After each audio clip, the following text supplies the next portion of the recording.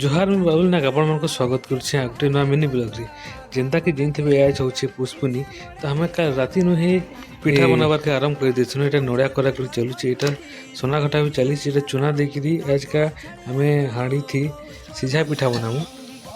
चाउल सबू घर के आनसन आउ नाके सेति लगे पुष्पुनी तैयार मानसन आउ पिठा पना मोड़ा छाली करसन आउ चिकार भात खासन।